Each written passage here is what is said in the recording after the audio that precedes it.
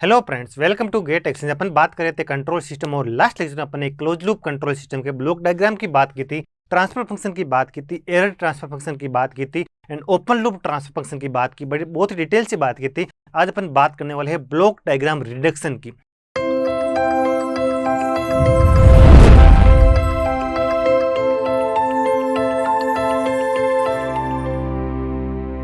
आपको एक एग्जामिनर एक बड़ा सा ब्लॉक डायग्राम देगा, आप उससे कैसे आप उस ब्लॉक डायग्राम को रिड्यूस कर सकते हो। अपन ब्लॉक डायग्राम रिडक्शन की बात करने वाले हैं इस लेक्चर के दौरान।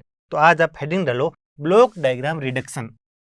कुछ रूल्स होते हैं, उनको अपन फॉलो करके एक बड़े से ब्लॉक डायग्राम को रिड्यूस करके छोटे ब्लॉक डायग्राम में कन्वर्ट करके आसानी से उसका आउटपुट और इनपुट रेशियो फाइंड आउट कर सकते हैं, यानी उसका अपन ट्रांसफर फंक्शन या गेन फाइंड आउट कर सकते हैं एक बड़े से ब्लॉक डायग्राम को छोटे से ब्लॉक डायग्राम में तब्दील करके।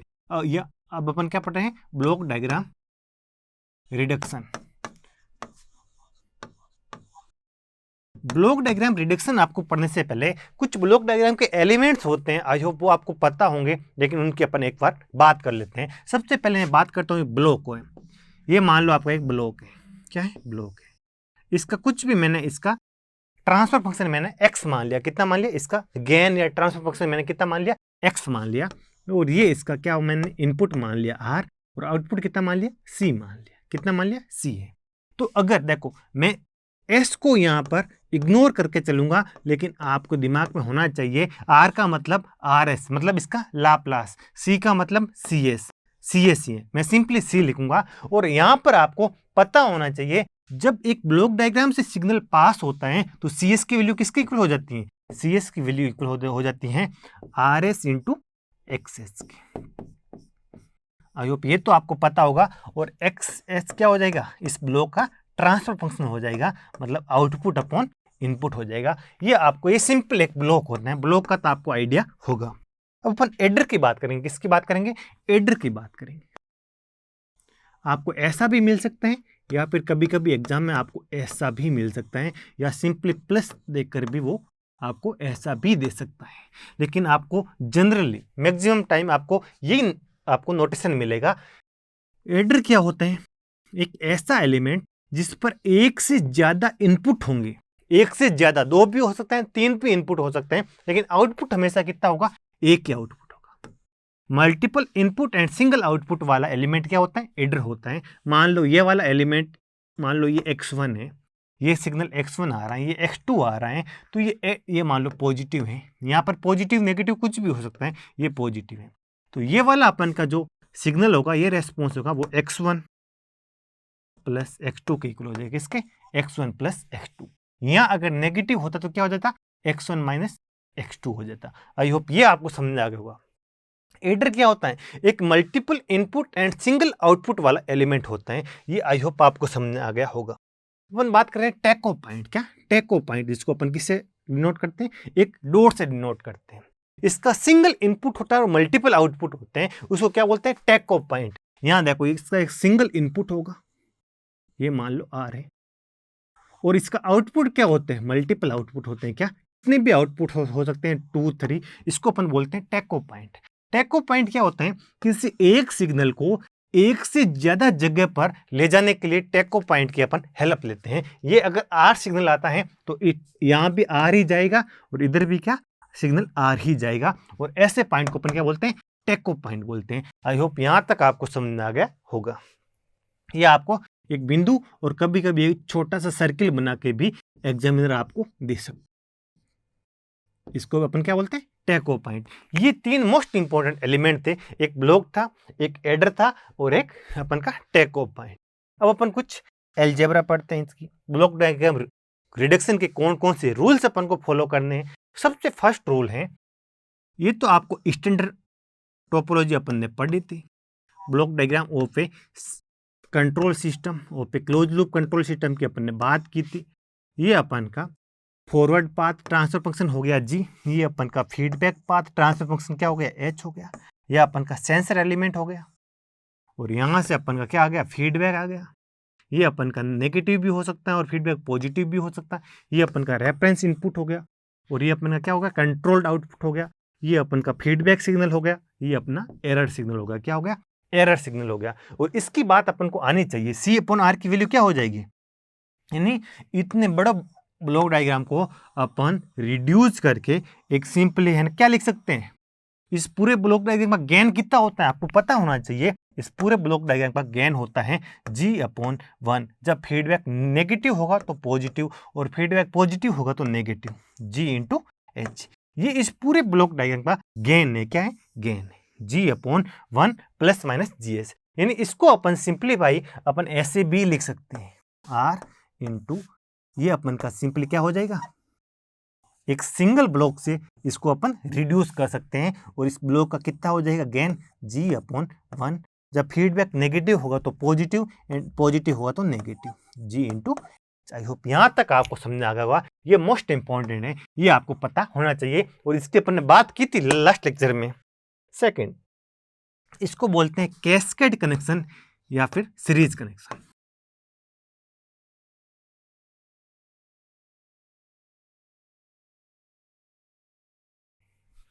इसको अपन बोलते हैं कैस्केड कनेक्शन या फिर सीरीज कनेक्शन। अपन कंट्रोल सिस्टम में जनरली नॉन इंटरेक्टिव कैस्केडिंग पढ़ेंगे, क्या पढ़ेंगे, नॉन इंटरेक्टिव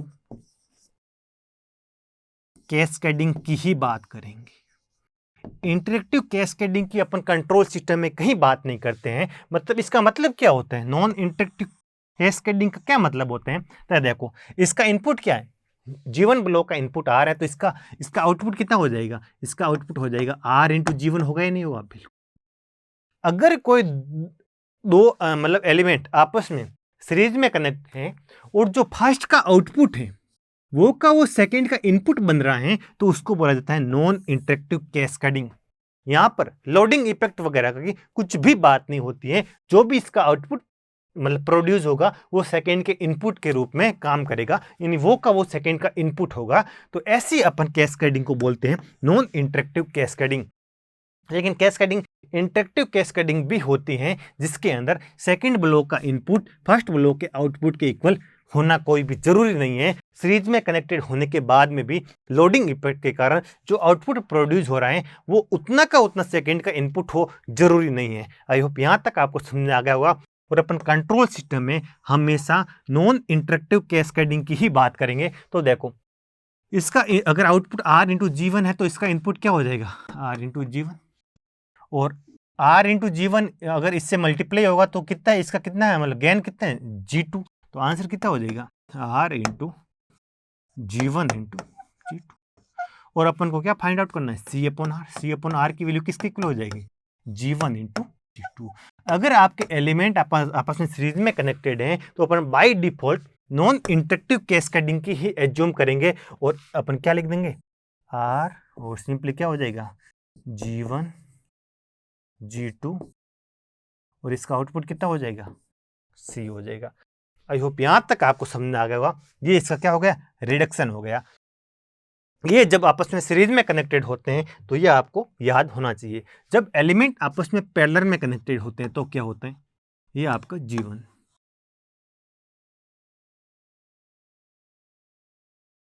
पैरेलल का मतलब क्या होना चाहिए, दोनों का इनपुट एक ही होना चाहिए। मतलब एक टैको पॉइंट से अपन इसका भी इनपुट सेम रख लेंगे और इसका इनपुट भी सेम रख लेंगे और इन दोनों का आउटपुट कहीं पर एडर में क्या होना चाहिए, ऐड होना चाहिए। तब अपन इसको बोलते हैं पैरेलल कनेक्शन। ये पॉजिटिव भी हो सकता है, नेगेटिव भी हो सकता है। ये अपन का क्या हो जाएगा, R और ये अपन का कंट्रोल आउटपुट कितना हो जाएगा, C हो जाएगा। ये अगर R है तो आपको पता है ये भी R होगा, ये भी R होगा, ये RG1 होगा इसका आउटपुट RG2 हो जाएगा। C की वैल्यू क्या हो जाएगी, C की वैल्यू हो जाएगी, ये तो क्या आ रहा है, पॉजिटिव के थ्रू आ रहा है तो क्या हो जाएगा, RG1 पॉजिटिव का। यहाँ पर पॉजिटिव होगा तो पॉजिटिव, नेगेटिव होगा तो नेगेटिव, पॉजिटिव नेगेटिव RG2। और यहाँ से अगर आपको C/R की वैल्यू फाइंड आउट करनी है तो C/R की वैल्यू क्या हो जाएगी, G1 जब ये एलिमेंट या पॉजिटिव से कनेक्टेड है, पॉजिटिव नेगेटिव से है तो negative, G1 plus minus G2। I hope यहाँ तक आपको समझ आ गया होगा। ये जब आपस में पैरेलल में कनेक्टेड होते हैं तब आपको फॉर्मूला याद रखना है, G1 प्लस माइनस G2 के इक्वल होता है। अब देखो ब्लॉक डायग्राम रिडक्शन के कुछ रूल्स होते हैं, वो आपको पता होना चाहिए। कभी कभी अपन को टैको पॉइंट और मान लो एडर होगा, टेको पॉइंट और एक ब्लॉक होगा, आपको लगेगा कि यार इस टेको पॉइंट इस ब्लॉक के थोड़ा पीछे हो जाए ना तो मैं आसानी से रिड्यूस कर लूंगा। तब आपको ये एल्जेब्रा पता होना चाहिए कि एक टेको पॉइंट को एक एडर से आगे शिफ्ट करेंगे तो क्या फर्क आएगा ब्लॉक डायग्राम में, और कभी एक एडर को ब्लॉक डायग्राम के पीछे शिफ्ट करना पड़ेगा। आप सोचोगे यार ये अगर ये एडर यहाँ कनेक्ट नहीं होकर इस ब्लॉक इससे ना इस ब्लॉक के पीछे कनेक्ट होता तो ये क्वेश्चन बड़ा आसान हो जाता। तो वो एल्जेब्रा अपन को ट्राई करना है और दिमाग में सेट कर देना है। कभी कभी आपको क्या लगेगा, मान लो ये एक एडर है, क्या एडर है, इसका एक इनपुट मान लो कुछ भी मैंने मान लिया R1 मान लिया, और सेकंड इनपुट मैंने मान लिया R2 मान लिया, कितना मान लिया R2, और इसके आगे एक ब्लॉक कनेक्टेड है और जिसका गेन कितना है G है और इसका आउटपुट कितना है C है। ये एक बहुत बड़ा ब्लॉक डायग्राम है लेकिन मैं उसका छोटा सा पार्ट आपको दिखा रहा हूँ, लेकिन ये ब्लॉक डायग्राम बहुत बड़ा सा है, उसका एक छोटा सा पार्ट मैं आप दिखा रहा हूँ। और आप मान लो इस ब्लॉक डायग्राम को सोल्व कर रहे हो, रिड्यूस कर रहे हो, और आपको लगे यार ये वाला ब्लॉक यहाँ आ जाए और ये टेको ये है ना मतलब एडर इसके पीछे चला जाए, यानी एडर इसके पीछे चला जाए और ये ब्लॉक आगे आ जाए, तो आपका ब्लॉक डायग्राम बहुत आसानी से मतलब सोल्व हो सकता है। तो उस टाइम आपको क्या करना चाहिए कि इसको आप पीछे है ना ले जा सकते हो और ब्लॉक को आगे लेके आ सकते हो, लेकिन उसमें ब्लॉक डायग्राम में कुछ ना कुछ चेंजेज हो गए। वो चेंजेज क्या हो गए उसके बारे में अपन बात करने वाले हैं। तो देखो ये R1 है, ये R2 है, ये भी मैंने एज्यूम कर लिया पॉजिटिव नेगेटिव कुछ भी हो सकता है, मैंने एज्यूम कर लिया पॉजिटिव। तो ये क्या हो जाएगा R1 प्लस R2, और मेरे को बताओ इसकी वैल्यू क्या हो जाएगी, C की वैल्यू किसकी इक्वल होगी R1 plus R2 into G की इक्वल होगी या नहीं होगी, बिल्कुल ये तो है अपन का C की वैल्यू इसके इक्वल हो जाएगी। अब आपको लगेगा कि यार इसको मैं अगर आगे लेके आ जाऊं और इस एडर को पीछे लेके चला जाऊं तो देखो ये R1 का तो आपका R1 ही रहेगा। आप ऐसे सोचोगे कि इस ब्लॉक को मैं आगे लेके आ जाऊं और इस एडर को मैं थोड़ा पीछे लेके चला जाऊं, कहाँ इस एडर को यहाँ पीछे लेके चला जाऊं। यहाँ अगर आपको पॉजिटिव मिले, सुनो यहाँ अगर आपको R1 अगर इस एडर के साथ पॉजिटिव में कनेक्टेड है तो यहाँ पर भी पॉजिटिव ही आएगा। यहाँ आपका R1 अगर नेगेटिव से कनेक्टेड है तो यहाँ क्या आएगा नेगेटिव आएगा। ये आपको ध्यान रखना पड़ेगा। आई होप यहाँ तक आपको समझ आ गया होगा। और ये अगर R2 इस एडर के साथ पॉजिटिव में कनेक्टेड है तो अभी भी R2 इसके साथ पॉजिटिव में ही कनेक्टेड होगा, लेकिन यहाँ आपको कुछ चेंजेस करने पड़ेंगे। इस एडर के जो सेकंड इनपुट है ना, देखो अगर यहाँ पर अगर R2 अगर आपके साथ पॉजिटिव में कनेक्टेड है तो यहाँ पर भी R2 पॉजिटिव से ही कनेक्ट होगा, लेकिन इस एडर का जो ये सेकंड इनपुट R2 है इसके पाथ में एक ब्लॉक आ जाएगा और उस ब्लॉक का गेन कितना होगा, जो इस ब्लॉक का गेन है वो उसी ब्लॉक का गेन हो जाएगा, कितना हो जाएगा G हो जाएगा, और ये अपन का R2 हो जाएगा। यहाँ पॉजिटिव है तो यहाँ पॉजिटिव आएगा, यहाँ पॉजिटिव है तो यहाँ पॉजिटिव आ जाएगा, यहाँ अगर नेगेटिव है तो यहाँ नेगेटिव कर देना, तो यहाँ नेगेटिव है तो यहाँ नेगेटिव कर देना। और सिंपल जो अपन का ये सेकंड वाला यानी जो अपन एडर के साथ कितने इनपुट जुड़े हुए हैं, एक इनपुट R1 और एक R2, तो एक को तो अपन ने यहीं पर रखा और जो इनपुट इस ब्लॉक के आगे जाएगा ना उसके पाथ में आपको एक ब्लॉक इंट्रोड्यूस कराना पड़ेगा और उसका कितना गेन कितना हो जाएगा G गेन हो जाएगा। आई होप यहां तक आपको समझ में आ गया होगा। अब देखो इसका आउटपुट कितना है R1 plus R2 into G। अब आप देखना अगर ये R1 है तो इसका आउटपुट कितना हो जाएगा R1G, और ये अगर R2 है एक ब्लॉक डायग्राम है, एक ब्लॉक है जिसका मतलब गेन कितना है G है, तो इसका आउटपुट कितना हो जाएगा R2G।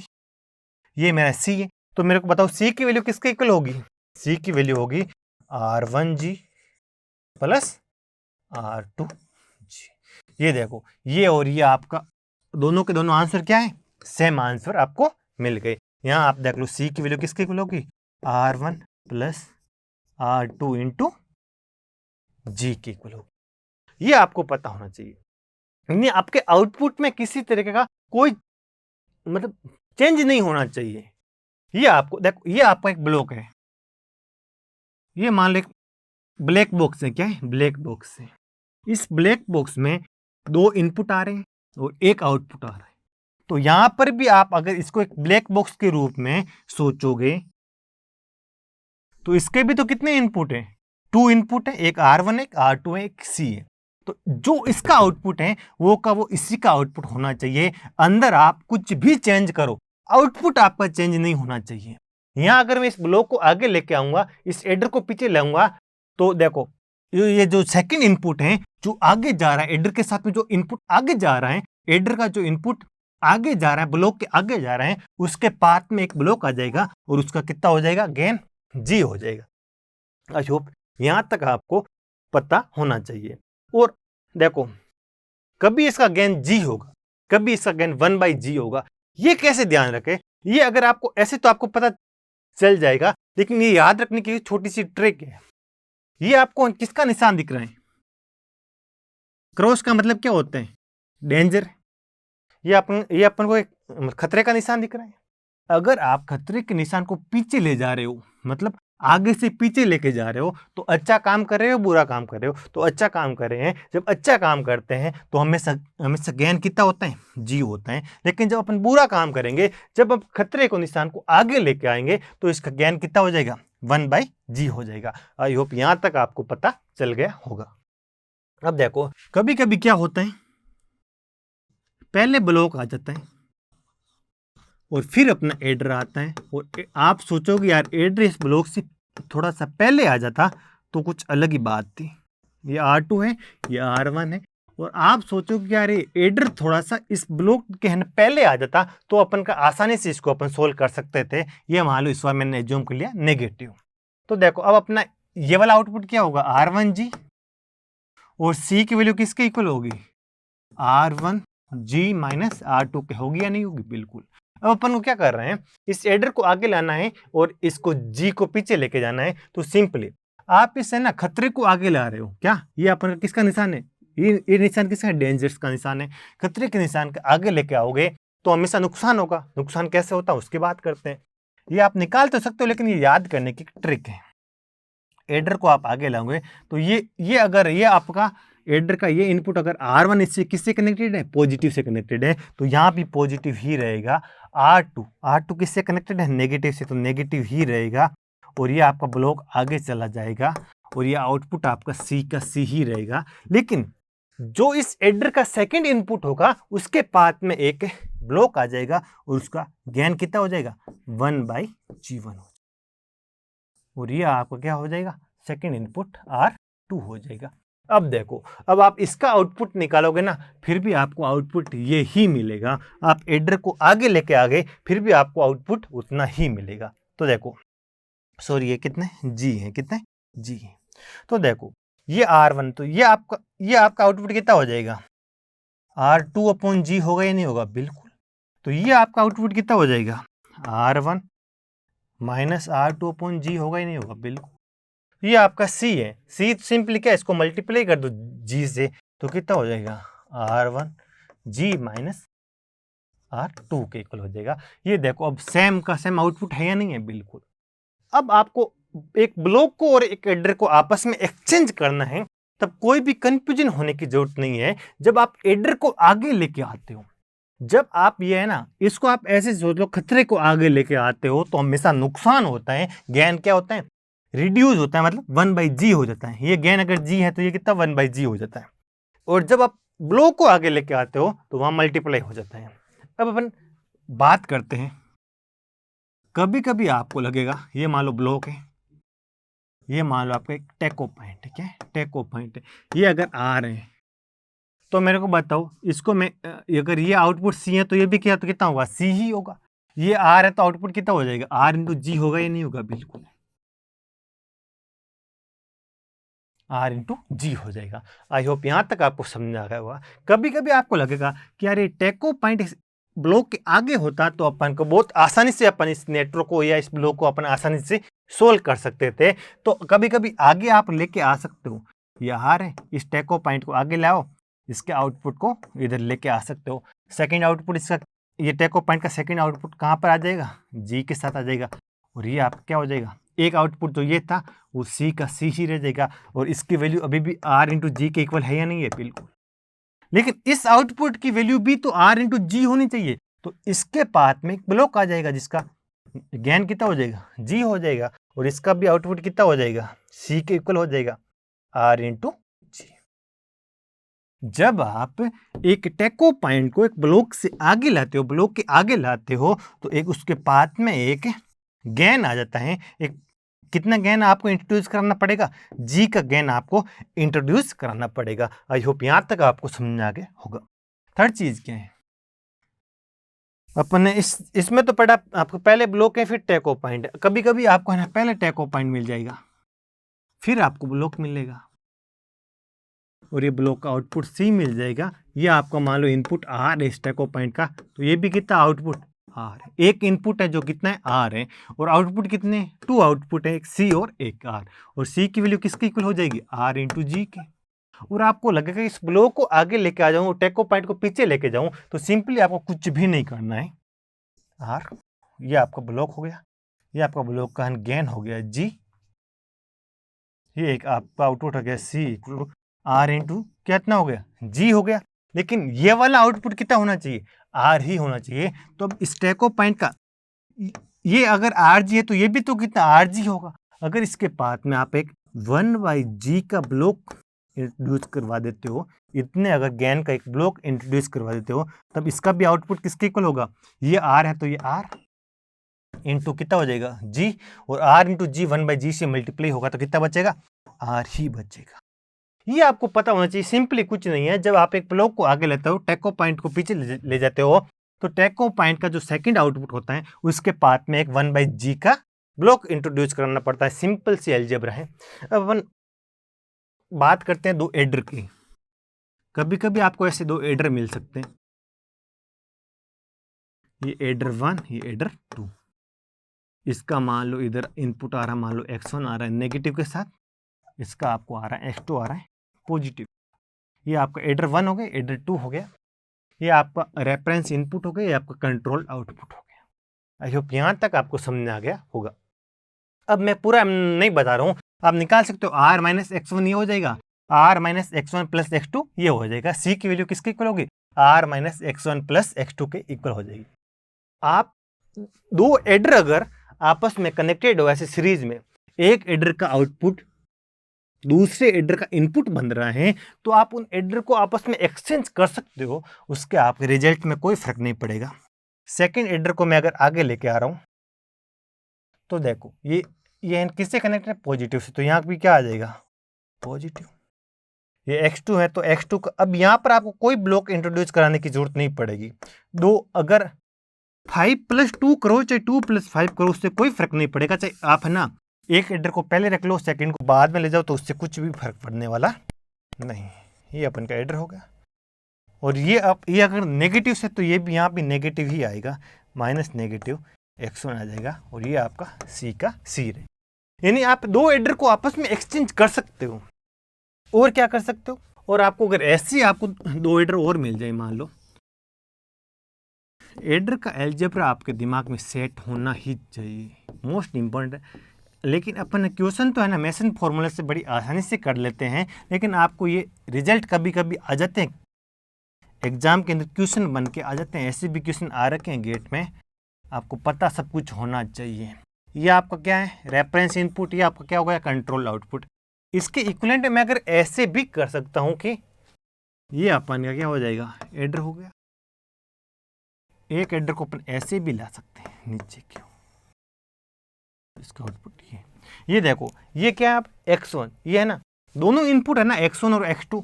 अब आप इस एडर को दे दो, किस एडर को दे दो, इस एडर को। ये x1 भी मैंने इसको दे दिया, कहाँ पर कनेक्ट है, पॉजिटिव से। x2 कैसे कनेक्ट है, नेगेटिव से, तो x2 भी आप इसको दे दो नेगेटिव से। और ये फिक्स है, ये किससे कनेक्ट होगा, पॉजिटिव से होगा। और ये अपना आर अपना किससे कनेक्टेड है, पॉजिटिव से, तो आर किससे कनेक्ट है, पॉजिटिव से। और इसका आउटपुट कितना हो जाएगा, सी हो जाएगा। आई होप यहाँ तक आपको समझ आ गया होगा। ये सिंपली क्या हो जाएगा, ये आर है तो आर, ये x1 इससे x1 वहाँ पॉजिटिव तो यहाँ पॉजिटिव, x1 पॉजिटिव से थ्रू होकर चला जाएगा, r प्लस x1, और x2 किससे, नेगेटिव से, तो r plus x1 minus x2। c की वैल्यू अभी भी उतनी ही रहेगी। लेकिन कभी कभी आप ऐसा करोगे तो आपका ब्लॉक डायग्राम रिडक्शन बहुत आसान बन जाएगा, आप आसानी से सवाल हैंडल कर सकते हो। आई होप यहाँ तक आपको समझ आ गया होगा। और आप चाहो तो इसको एक सिंगल एडर में भी मतलब आप कन्वर्ट कर सकते हो। ये आपका एडर हो गया, ये आपका आर हो गया। इसका इनपुट क्या है, x1 है। मैंने बताया था एडर के तो कितने भी इनपुट हो सकते हैं, 2 हो सकते हैं, 3 हो सकते हैं, 4 हो सकते हैं। ये एक एडर का एक इनपुट x1 हो गया, और इसका इनपुट क्या है, x2 है विथ नेगेटिव। वो आप इसी को भी दे सकते हो, किसको, एक एडर को भी दे सकते हो, x2 विथ नेगेटिव। और इसका आउटपुट कितना हो जाएगा, ये आपका आउटपुट c हो जाएगा। ये सिंपली आप ऐसे भी कर सकते हो। ये आपके अगर 2 एडर आपस में सीरीज में कनेक्टेड हैं तो आप कुछ भी कर सकते हो इनके साथ। सीरीज का मतलब एक एडर का आउटपुट दूसरे का कोई ना कोई इनपुट बन रहा हो। अब आता है मोस्ट इंपॉर्टेंट बात। अब देखो कभी कभी आपका एक एडर आ जाएगा, ये मान लिया आपका R1 है, ये आपका R2 है, ये आपका मान लो पॉजिटिव है, ये आपका नेगेटिव है, और यहाँ आपका टेको पॉइंट है। क्या, यहाँ आपका टेको पॉइंट है, ये आपका क्या है, टेको पॉइंट। तो देखो सिंपली क्या, R1 ये आपका R1 है, R2 है, तो ये कितना आंसर हो जाएगा, इसको C मानो तो ये भी C हो जाएगा। और C की वैल्यू किसके इक्वल होगी, R1 माइनस R2 के इक्वल होगी या नहीं होगी, बिल्कुल C की वैल्यू R1 माइनस R2 के इक्वल होगी। लेकिन कभी कभी आप एडर को पीछे लेके जाओगे और टेको पॉइंट को आगे लेके आओगे, तो उस टाइम क्या होगा, ये मोस्ट इंपॉर्टेंट है, आपको पता होना चाहिए। मैं इसको हटा रहा हूँ क्योंकि मैं इधर कुछ करने वाला हूँ। तो देखो जब आप एक एडर और एक टेको पॉइंट को आगे पीछे लेके आते हो तो आपको थोड़ा बहुत सावधानी बरतने की जरूरत पड़ेगी। ये आपका R1 है, ये आपका टेको पॉइंट क्या आ गया, पहले आ गया, और ये आपका एडर कहाँ चला गया, पीछे चला गया। एडर अगर पॉजिटिव है तो ये क्या हो जाएगा, पॉजिटिव में, और ये आपका एडर का इनपुट होगा। यही तो हो ना, ये आप उनका क्या हो जाएगा, टेको पॉइंट का आउटपुट हो जाएगा, ये एडर का इनपुट हो जाएगा। आई होप यहां तक आपको समझ आ गया होगा। जब आप एक एडर और टेको पॉइंट को आगे पीछे लेके जाते हो तो ये जो टेको पॉइंट वाला जो आउटपुट है, सेकंड आउटपुट, उसके पाथ में, तो टेको पॉइंट वाले के पाथ में तो आपको एक एडर इंट्रोड्यूस कराने की जरूरत पड़ेगी। और जो एडर वाला पाथ है, जो एडर का इनपुट है, सेकंड इनपुट, वहां पर आपको एक टेको पॉइंट इंट्रोड्यूस कराने की जरूरत पड़ेगी। यहां पर आपका इनपुट कितना है, एडर का R2, तो R2 के पाथ में तो आपको एक टेको पॉइंट इंट्रोड्यूस कराने की जरूरत पड़ेगी। जबकि टेको पॉइंट वाला पाथ है ये जो C वाला, यही तो है आपका C वाला, इसके पाथ में आपको एक एडर इंट्रोड्यूस कराने की जरूरत पड़ेगी। ऑपोजिट, एडर वाले पाथ में तो टेको पॉइंट, और टेको पॉइंट वाले पाथ में एक एडर ऐड करने की जरूरत पड़ेगी। ये हमेशा बाय डिफॉल्ट पॉजिटिव होगा, लेकिन इस चीज का आपको ध्यान रखना पड़ेगा। ये बताओ R2 नेगेटिव में जा रहा है, तो यहां तो क्या नेगेटिव में जाएगा, जैसे यहां जा रहा है वैसे के वैसे क्या यहां भी आएगा। ये नेगेटिव में जा रहा है तो यहां भी क्या आएगा, नेगेटिव के अंदर ही आएगा। जब आप इसको मतलब एक एडर को पीछे लेके जाओगे तो सेम का सेम नेचर फॉलो करेगा। यहां नेगेटिव है तो यहां भी क्या नेगेटिव ही आएगा। अब देख लो, ये आपका इनपुट कितना था, ये आउटपुट कितना था, R1 माइनस R2 था। ये भी आउटपुट कितना था, R1 माइनस R2 था। अभी भी आप आउटपुट अगर चेक करना चाहो तो ये भी आउटपुट R1 माइनस R2 होगा, और ये भी आउटपुट आपका R1 माइनस R2 होगा। देखो ये R1 है और ये R2 विथ नेगेटिव है, तो ये भी R1 माइनस R2 है, बिल्कुल। ये R1 आगे जाएगा, ये R2, तो ये भी R1 माइनस R2 के इक्वल होगा। आई होप ये भी आपका मोस्ट इंपॉर्टेंट है, कभी कभी ऐसे क्वेश्चन आ जाते हैं तो ये भी आपको पता होना चाहिए। अब अपन एक बात और कर देंगे, अगर टेको पॉइंट आगे हो और एडर पीछे हो,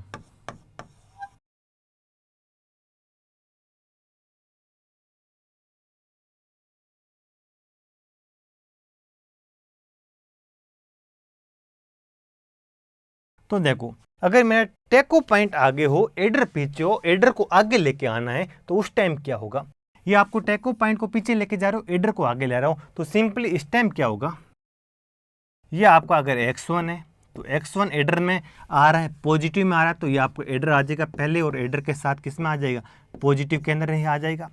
सेकेंड चीज आपका अब टेको पॉइंट कहाँ आ जाएगा, पीछे आ जाएगा, ये आपका टेको पॉइंट आ जाएगा। ये आपका एडर का इनपुट हो गया, सेकेंड इनपुट x2 हो गया। देखो एडर के तो पाथ में एक टेको पॉइंट बनेगा, आपको पता है ये x2 है, तो सिंपली एक टेको पॉइंट बनेगा।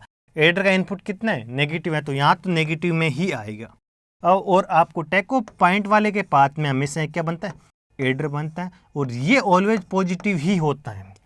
अब ये जो टैको पॉइंट बना, इसका इनपुट भी इस एडर के इसका आउटपुट भी इस एडर के इनपुट के रूप में काम करेगा, लेकिन इस केस में ऑपोजिट में काम करेगा। यहाँ अगर नेगेटिव में आए तो यहाँ किस में आ जाएगा, पॉजिटिव के अंदर आ जाएगा। इसको आपको बहुत प्रैक्टिस करने की जरूरत है, तब आपके दिमाग में बड़ी आसानी से सेट हो जाएगा। अब देख लो, इसका एक आउटपुट तो x1 है, एक आउटपुट कितना है, c है, और c की वैल्यू आपको दिख रही होगी x1 माइनस x2। अभी भी आप अगर चेक करना चाहो तो आसानी से कर सकते हो। ये x1 है और ये x2 है, तो ये c x1 माइनस x2 होगा या नहीं होगा, बिल्कुल होगा। और यहाँ देखो ये क्या है, ये अगर x1 है और यहाँ क्या आ रहा है, x2 आ रहा है, तो इसका आउटपुट कितना हो जाएगा, x1 माइनस x2 होगा या नहीं होगा, बिल्कुल होगा। ये आउटपुट इधर भी आ जाएगा, बिल्कुल। ये एडर के साथ आ जाएगा, ये पॉजिटिव, तो x2 यहाँ से यहाँ जाके इसके साथ ऐड होगा, तो ये आउटपुट अभी भी क्या बचेगा, x1 ही बचेगा। और यहाँ पर भी आउटपुट x1 ही है, टैको पॉइंट का आउटपुट कितना है, x1 है। तो देखो सेम का सेम अपन के आउटपुट इनपुट रिलेशनशिप में किसी तरह का कोई फर्क नहीं पड़ेगा। आपको एडर और टैको पॉइंट को एक्सचेंज करने में बहुत ही सावधानी रखनी पड़ेगी। जब कभी भी एडर और टैको पॉइंट को एक्सचेंज करोगे तो एडर के पाथ में, तो एडर के इनपुट के पाथ में एक टैको पॉइंट क्रिएट करना पड़ेगा और टैको पॉइंट वाले पाथ में एक एडर क्रिएट करना पड़ेगा, नया एडर और एक नया टैको पॉइंट क्रिएट करना पड़ेगा। अपन पिछले में पढ़े थे एक नया ब्लॉक अपन को क्रिएट करना पड़ता था, लेकिन यहाँ पर एक नया टैको पॉइंट क्रिएट होगा, एक नया एडर क्रिएट होगा। टैको पॉइंट के पास तो एक एडर क्रिएट होगा और एडर के पास एक टैको पॉइंट क्रिएट होगा। आई होप यहाँ तक आपको समझ में आ गया होगा। ये पूरा एल्जेब्रा है, ब्लॉक डायग्राम रिडक्शन का जो भी एल्जेब्रा है अपन ने बहुत ही डिटेल से पढ़ लिया था। तो एडर को आपस में कैसे एक्सचेंज करते हैं, इन पे जो भी अपन क्वेश्चन आ रखे हैं वो अपन पढ़ेंगे नेक्स्ट लेक्चर में। तो आई होप ये आपको लेक्चर समझ में आ गया होगा। तो इस लेक्चर के लिए इतना ही। तो थैंक यू सो मच।